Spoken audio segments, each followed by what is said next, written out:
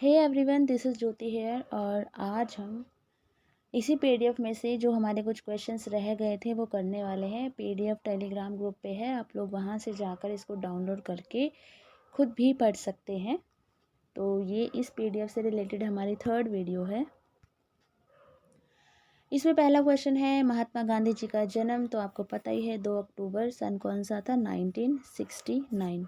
तो कहाँ पे इनका जन्म हुआ था? गुजरात के पोरबंदर में। उसके बाद है, महात्मा गांधी जी का पूरा नाम क्या था? तो महात्मा गांधी जी का पूरा नाम था मोहनदास करमचंद गांधी। अभी आप लोग मुझे कमेंट सेक्शन में नरेंद्र मोदी जी का पूरा नाम बताएंगे। उसके बाद है, गांधी जी को महात्मा की उपाधि किसने दी थी? तो गांधी जी को महात्मा की उपाधि दी थी रविंद्रनाथ टैगोर जी ने। उसके बाद है, माई एक्सपेरिमेंट्स विद ट्रुथ पुस्तक के लेखक कौन है? महात्मा गांधी। इतना इंपॉर्टेंट क्वेश्चन है, टीचिंग के एग्जाम में बहुत इंपॉर्टेंट है, बहुत बार पूछा जाता है। माई एक्सपेरिमेंट विद ट्रुथ, आप इसको ऐसे याद कर लो कि जो हमारे जो गांधी जी थे वो बेसिकली ट्रुथ को बहुत ज़्यादा मानते थे कि सत्य ही सब कुछ है ना। तो इस वजह से सत्य मतलब परम सत्य है एक तरीके से। कुछ एक उन्होंने स्टेटमेंट वगैरह दी थी, अभी मैं भूल रही हूँ। तो उसमें ऐसे आप उसको कोरिलेट करके याद कर सकते हो कि my experiments with truth book किसने लिखी थी? महात्मा गांधी जी ने। भारत का सर्वोच्च नागरिक सम्मान कौन सा है? तो भारत रत्न भारत का सर्वोच्च नागरिक सम्मान है। उसके बाद है, फिल्म के क्षेत्र में दिया जाने वाला सर्वोच्च सम्मान कौन सा है? तो दादा साहेब फाल्के पुरस्कार। भारत का सर्वोच्च वीरता पदक कौन सा है? तो वो है परमवीर चक्र।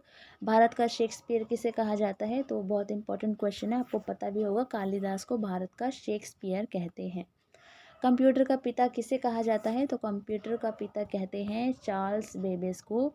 अंतरिक्ष में जाने वाला प्रथम व्यक्ति कौन थे? अंतरिक्ष में जाने वाले प्रथम व्यक्ति थे हमारे यूरी गागरिन, जो कि रूस के थे।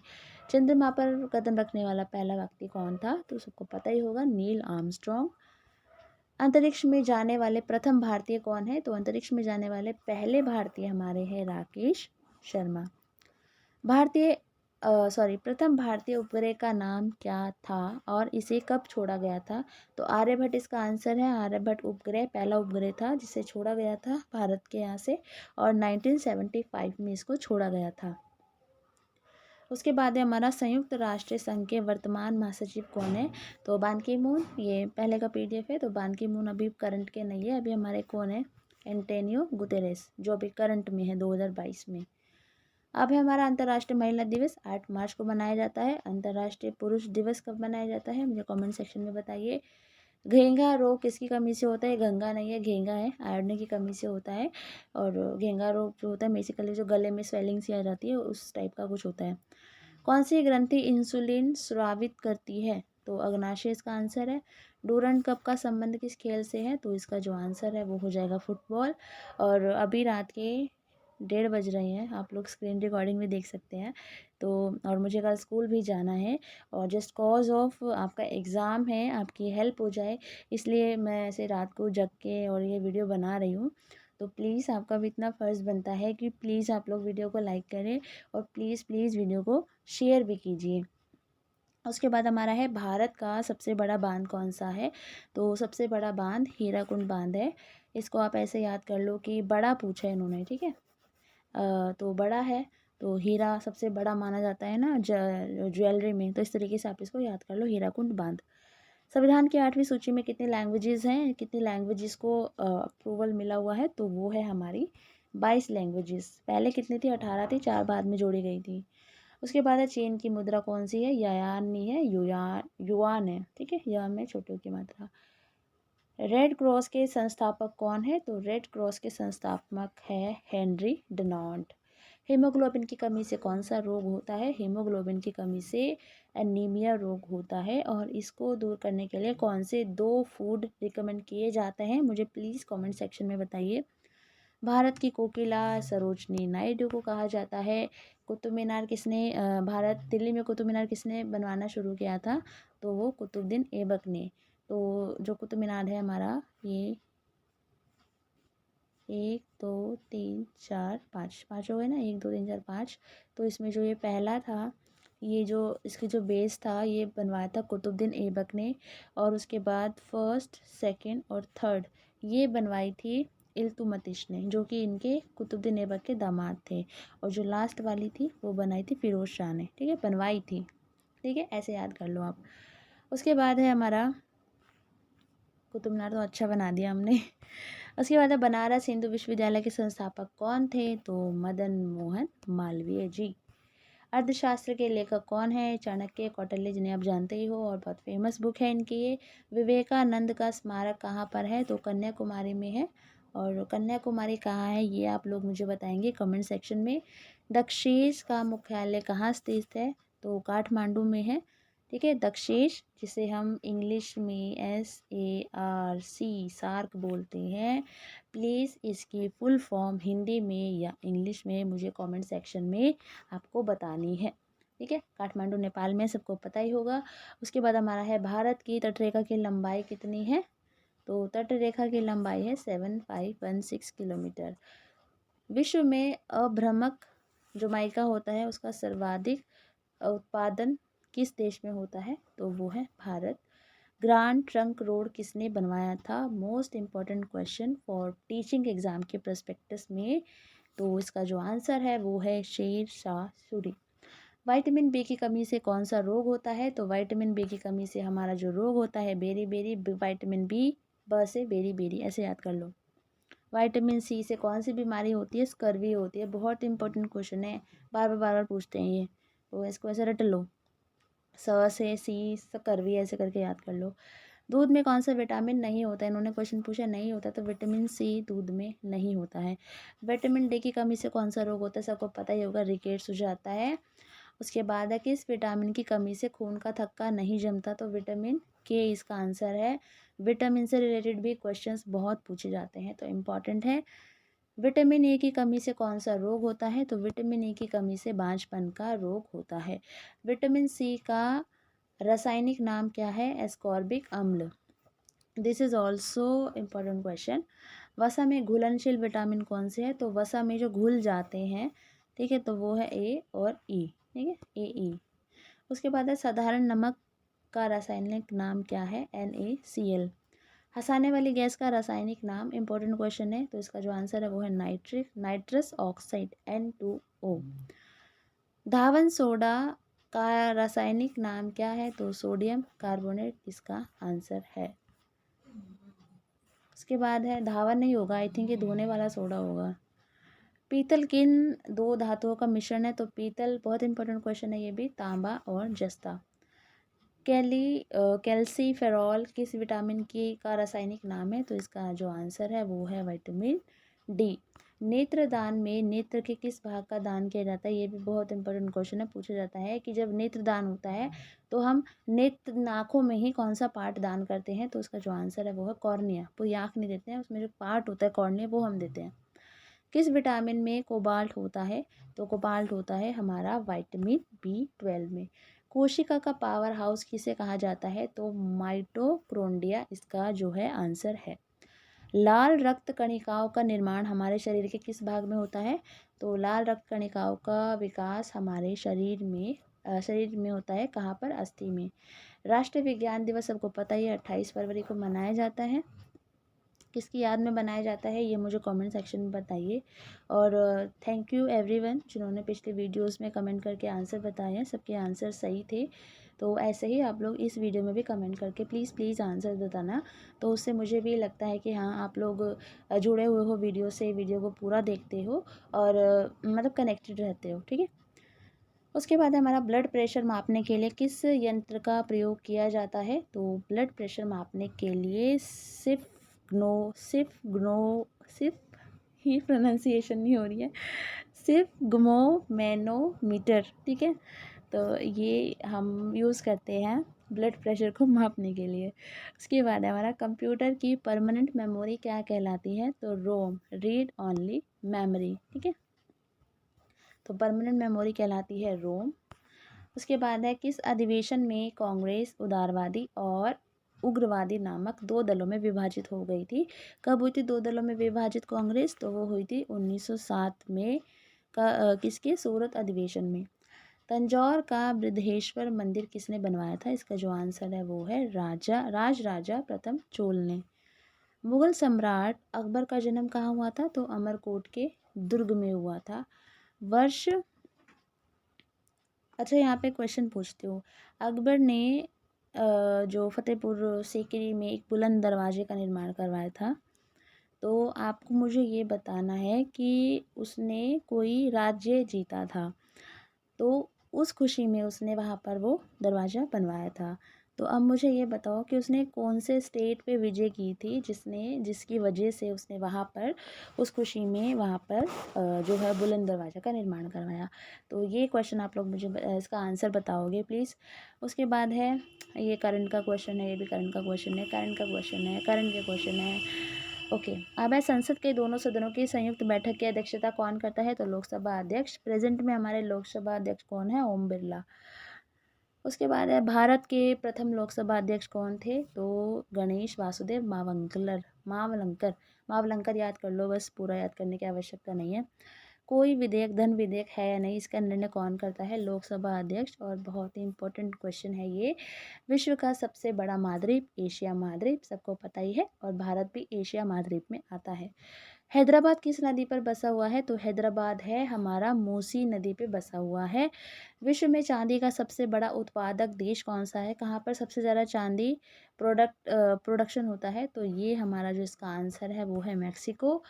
क्षेत्रफल के अनुसार विश्व का सबसे छोटा देश, बहुत इंपॉर्टेंट है, वेटिकन सिटी। स्वेज नहर किन दो सागरों को जोड़ती है? स्वेज नहर भूमध्य सागर और लाल सागर को जोड़ती है। भारत में संविधान सभा गठित करने का आधार क्या था? तो कैबिनेट मिशन योजना 1946। संविधान के गठन की सर्वप्रथम मांग 1895 में किस व्यक्ति ने की थी? तो इसका आंसर हमारा हो जाएगा बाल गंगाधर तिलक ने। उसके बाद है हमारा, संविधान सभा में देशी रियासतों के कितने प्रतिनिधि थे? तो वो थे हमारे 70। कितने थे? 70। उसके बाद है, संविधान सभा में किस देशी रियासत के प्रतिनिधि ने भाग नहीं लिया? तो इसका जो आंसर है वो है हैदराबाद, जो हैदराबाद के जो निजाम थे। बी आर अम्बेडकर कहाँ के संविधान सभा में निर्वाचित हुए थे? तो इसका जो आंसर वो हो जाएगा बंगाल से। उसके बाद हमारा है, संविधान सभा का संवैधानिक सलाहकार किसे नियुक्त किया गया था? तो बी एन राव को किया गया था। संविधान सभा के प्रारूप समिति का गठन कब हुआ? तो 29 अगस्त 1947। प्रारूप समिति के अध्यक्ष कौन थे? इसी पीडीएफ में मैंने कल की वीडियो में बताया था, मुझे कमेंट सेक्शन में बताओ कि प्रारूप समिति के अध्यक्ष कौन थे। संविधान के प्रारूप समिति के समक्ष प्रस्तावना का प्रस्ताव किसने रखा था? तो वो रखा था हमारा जवाहरलाल नेहरू जी ने। उसके बाद है, संविधान सभा की रचना हेतु संविधान का विचार सर्वप्रथम किसने प्रस्तुत किया? तो स्वराज पार्टी ने किया था 1924 में। संविधान सभा में भारत के संविधान को कब स्वीकृत किया गया? तो 26 नवंबर 1946 को। संविधान को बनाने में कुल कितना टाइम लगा? बहुत इंपॉर्टेंट क्वेश्चन है। 2 वर्ष 11 महीने 18 दिन। संविधान में कितने अध्याय हैं? 22 अध्याय हैं। भारतीय सभा में कितनी अनुसूचियां हैं? तो 12 अनुसूचियां हैं। संविधान सभा का चुनाव किस आधार पर हुआ? वर्गीय मताधिकार पर। भारत का पहला जूट कारखाना रिसरा कलकत्ता में 1855। भारत की पहली सीमेंट फैक्ट्री चेन्नई 1904। भारत की पहली डाक टिकट प्रकाशित की गई 1852 में कराची में। भारत में पहले कोयले की खान रानीगंज 1820। भारत में पहली जल विद्युतीय परियोजना 1902, ये कावेरी में, ठीक है, कावेरी नदी के पास, कावेरी नदी में, सॉरी। एशिया को यूरोप से कौन सा पर्वत अलग करता है? तो काकेश पर्वत है।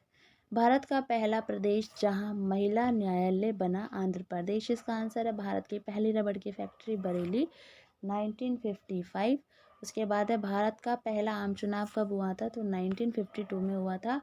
भारत का पहला कृषि विश्वविद्यालय हमारा है पंतनगर विश्वविद्यालय 1960 में जो बना था। उसके बाद हमारा है, भारत का पहला नेशनल पार्क जिम कॉर्बेट है। भारत की पहली ट्रेन मुंबई से ठाणे 1853 में है। लीप वर्ष 366 डेज में होता है। उत्तरी गोलार्ध में सबसे बड़ा दिन व सबसे छोटा दिन कब होता है? तो ये क्रमशः, यानी क्रम में 21 जून और 22 दिसंबर को।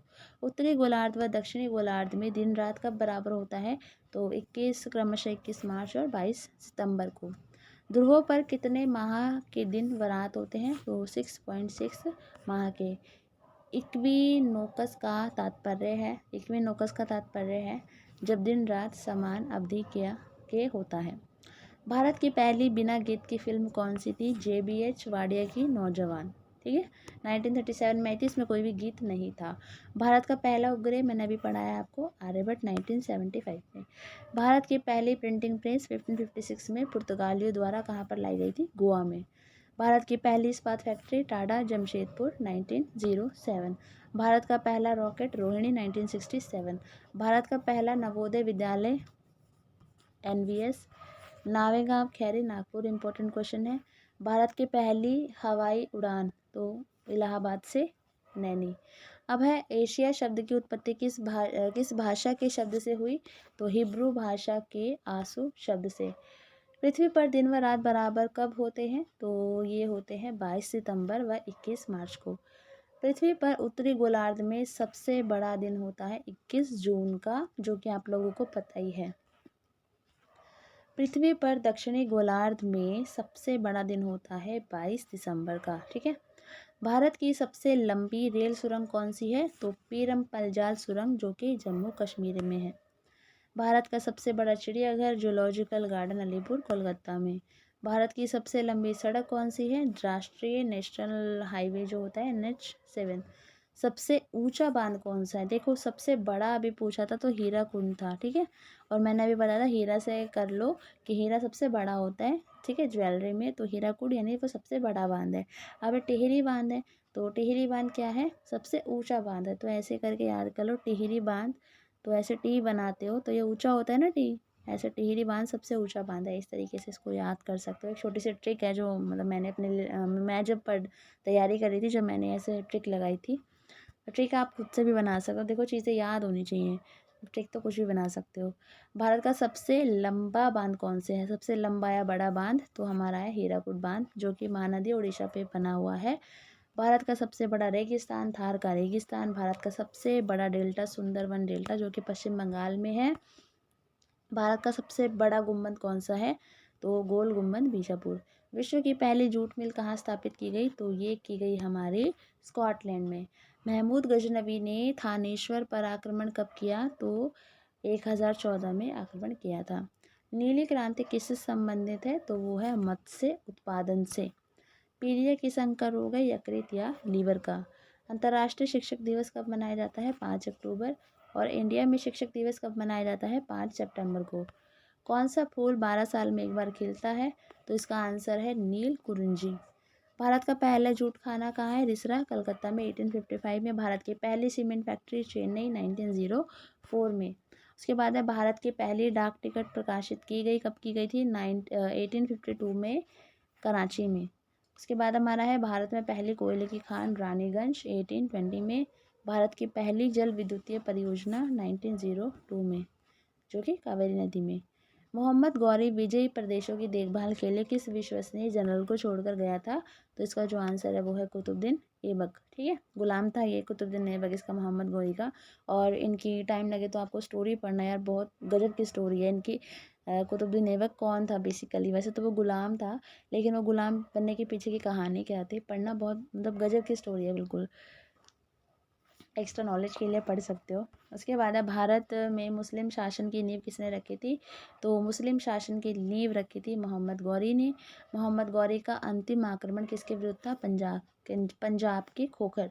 उसके बाद है भारत में गुलाम वंश की स्थापना किसने की? तो गुलाम वंश की स्थापना की थी 1206 ईस्वी में कुतुबुद्दीन ऐबक ने। मैंने बताया ना, कुतुबुद्दीन ऐबक गुलाम था किसका? मोहम्मद गौरी का। तो उसके बाद दिल्ली सल्तनत की दरबारी भाषा क्या थी? दिल्ली सल्तनत की दरबारी भाषा थी फारसी। आगरा शहर का निर्माण किसने करवाया था? यहाँ पर ताजमहल की बात नहीं हो रही है, आगरा शहर का निर्माण पूछा है, तो उसका जो आंसर है वो है सिकंदर लोदी। किस सुल्तान की मृत्यु चौगान खेलते समय हुई? चौगान मतलब वो क्या बोलते हैं उसको? पोलो, आई थिंक, हाँ पोलो बोलते हैं ना, हाँ पोलो बोलते हैं, मैं भूल रही हूँ। जो पोलो ही बोलते हैं, तो उसको चौगान ही नेम बोलते हैं, तो वो कुतुबुद्दीन ऐबक। ठीक है। कुव्वत उल इस्लाम मस्जिद का निर्माण किसने करवाया? तो इसका जो आंसर है वो है कुतुबुद्दीन ऐबक। कुतुब मीनार दिल्ली में है, सबको पता ही है। उसके बाद है कुतुब मीनार का शुभारंभ किसने किया? कुतुबुद्दीन ऐबक ने। और कुतुब मीनार को पूरा किसने करवाया? इल्तुतमिश ने। उसने 3 मंजिलें बनवाई थी, और लास्ट वाली मंजिल किसने बनवाई थी? हमारी फिरोज शाह ने। रजिया सुल्तान किसकी बेटी थी? इल्तुतमिश की। किसके शासनकाल में सबसे अधिक मंगोल आक्रमण हुए? तो इसका जो आंसर है वो है अलाउद्दीन खिलजी। सांकेतिक मुद्रा का चलन किसने किया? सांकेतिक मुद्रा का चलन किया मोहम्मद बिन तुगलक ने। किस सुल्तान को इतिहासकारों ने विरोधों का मिश्रण किए कहा है? तो इसका जो आंसर है वो है हमारा मोहम्मद बिन तुगलक। लोधी वंश का अंतिम शासक कौन था? लोधी वंश का अंतिम शासक था इब्राहिम लोधी। कौन था? इब्राहिम लोधी। इनाम भूमि किसको दी जाती थी? तो इनाम भूमि विद्वान एवं धार्मिक व्यक्ति को दी जाती थी। दिल्ली की गद्दी पर बैठने वाली प्रथम महिला शासिका कौन थी? रजिया सुल्तान। इंपॉर्टेंट क्वेश्चन है। दिल्ली के किस सुल्तान ने दक्षिणी भारत को पराजित करने का प्रयास किया? तो इसका जो आंसर है वो है हमारा अलाउद्दीन खिलजी। विदेशी यात्री इब्न बतूता कहाँ से आया था? तो इसका जो आंसर है वो है मोरक्को। ये भी इंपॉर्टेंट क्वेश्चन है। उसके बाद है इब्न बतूता किसके शासनकाल में भारत आया? तो मोहम्मद बिन तुगलक। उसके बाद हमारा है किस शासक ने अपने आप को खलीफा घोषित किया? तो इसका आंसर हमारा हो जाएगा मुबारक शाह खिलजी। खिलजी वंश की स्थापना कब व किसने की? तो खिलजी वंश की स्थापना की थी 13 जून 1290 जलाउद्दीन फिरोज खिलजी ने। भारतीय इतिहास में बाजार मूल्य नियंत्रण पद्धति की शुरुआत किसके द्वारा की गई थी? तो इसका जो आंसर है वो है हमारा अलाउद्दीन खिलजी। अल बिरूनी का पूरा नाम क्या था? अल बिरूनी का पूरा नाम अबू रेहान मोहम्मद था। 11वीं सदी के भारत का दर्पण किसे कहा जाता है? तो 11वीं सदी के भारत का दर्पण किताब उल हिंद को कहा जाता है। दिल्ली सल्तनत के किस शासक ने स्थायी सेना बनाई? तो अलाउद्दीन खिलजी ने स्थायी सेना बनाई। उसके बाद हमारा क्वेश्चन है गुलउखी के नाम से कौन सा शासक कविताएं लिखता था? इसका आंसर है हमारा सिकंदर लोदी। अलाई दरवाज़ा किसका मुख्य द्वार है? कुतुब मीनार का।